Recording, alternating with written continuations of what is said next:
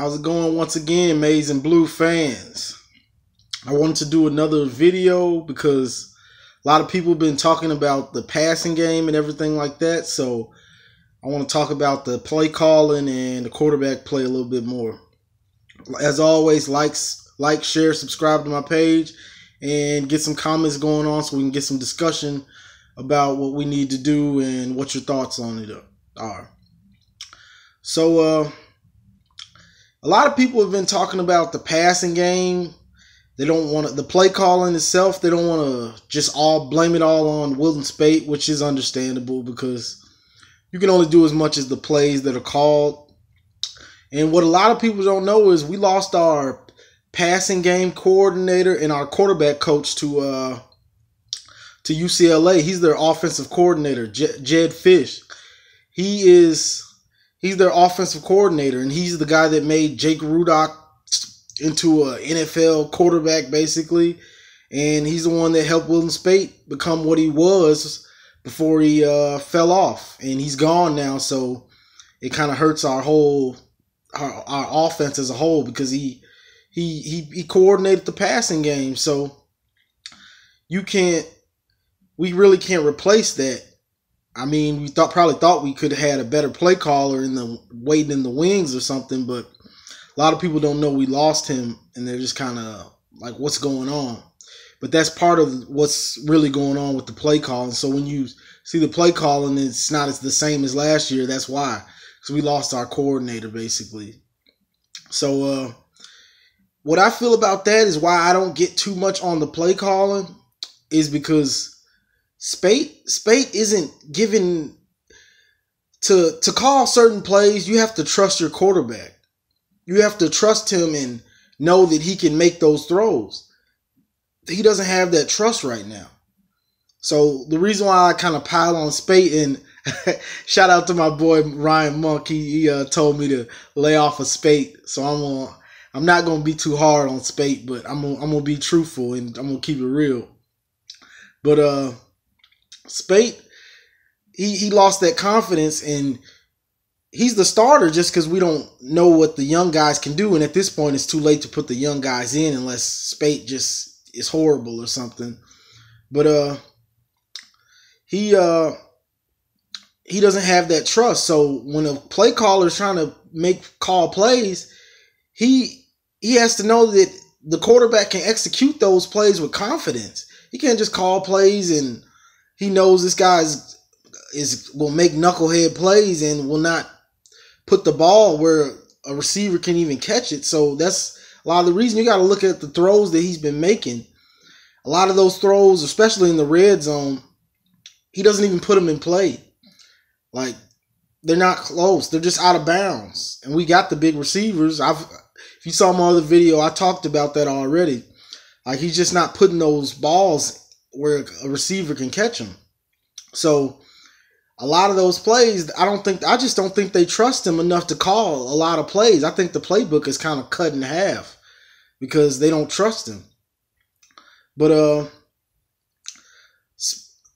besides that, Speight in the offense, it's just been pretty bad. Like, the offensive line, they're not as good as we maybe thought they could have been, but they're still young. The right side of the offensive line is all young. So we have to give them time. But that's why you're seeing a lot of screens. Like, we saw a lot of wide receiver screens yesterday because they're trying to get the ball out of his hands and get completions, get that confidence up and get it to these playmakers. We got playmakers. We just got to get them the ball. And they're not trusting him to throw that ball downfield like that consistently.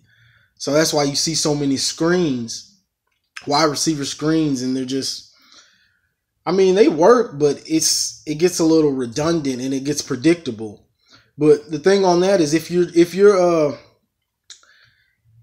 know that we're only going to really go deep, like, you got the corners playing back, like their corners play back. And so if your corners are playing back, you can't get deep because that's the only way we're really getting in the end zone is we're throwing deep bombs 40 and 50 yards and we're scoring touchdowns off of them. Like those are the few touchdowns that we've had, besides a couple long runs. But it's all deep passes, and the scouting report is each week the scouting report gets bigger and bigger. So that's why you're seeing corners playing back, knowing, okay, let's just play back, make them drive the field, and that's how it goes. Because they know it's not likely we're going to drive the field. A defense will accept you driving the field, and then when you get in the red zone, you kick field goals. Like, defenses will take that all day. Bend but don't break. That's a win for the defense every time. You rack up yards, and then you stall in the red zone because you just can't execute.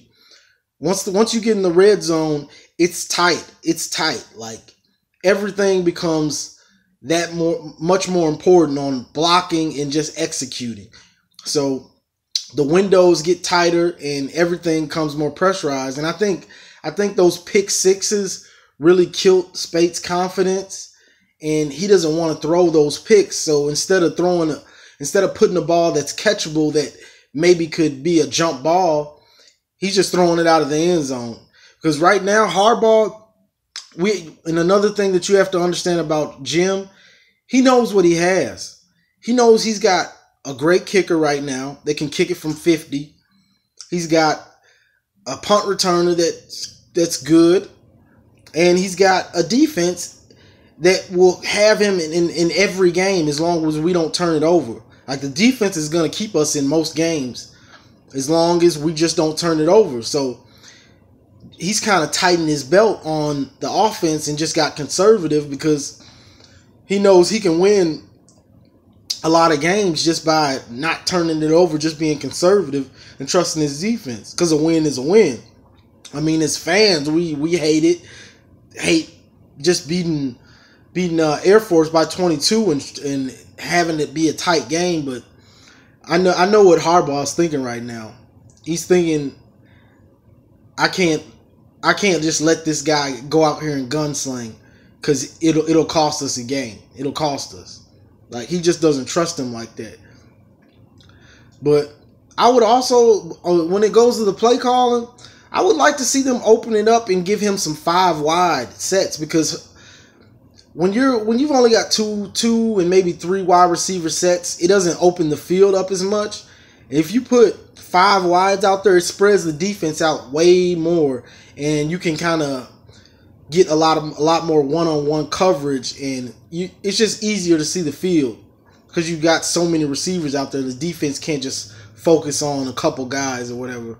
So I'd like to see them get in the 5 wide and put all those athletes on the field. Like, put them all out there. Donovan Peoples-Jones, Tariq Black, Crawford, Grant Perry, and then maybe put a tight end as the 5th wide receiver, Gentry, because he looks like he's pretty good himself. So I'd like to see them do some 5 wide sets and spread it out, like, because I mean, Wilton Spate, as bad as we talk about him, he can make most throws. He's lost the touch on his throws, which is why we have trouble in the red zone. But he can make pretty much every throw, and he needs to. If he gets his mojo back, he can lead us somewhere. If he gets his mojo back, and that's a big if right now, but that's what it is. I mean, for the most part, we lost our passing game coordinator, and he was a big part of our offense, basically. Like, he basically made up our passing game. And then Spates lost his confidence, and he's never gotten it back. So Harbaugh just knows what he has right now. He's got a great defense. He's got great special teams. So he knows if I don't turn it over, I can win games.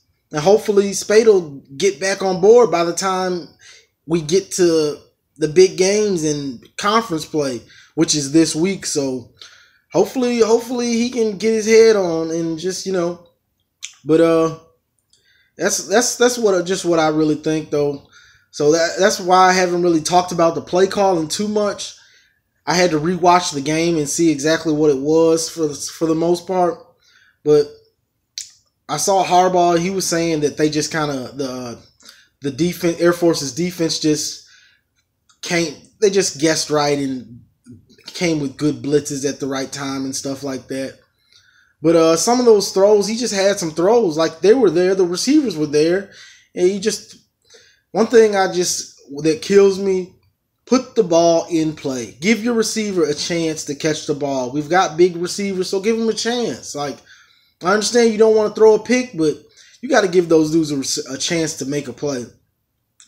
But that's all. I pretty much just wanted to talk about that because everybody's talking about the play calling. So I'm gonna leave a link to an article about Jed Fish and what he did for the program and everything. So hopefully we can get it together and put some points on the board against Purdue. But that's all I wanted to talk about. Remember, like, share, subscribe to my videos, and hey, go blue. That's all I can say.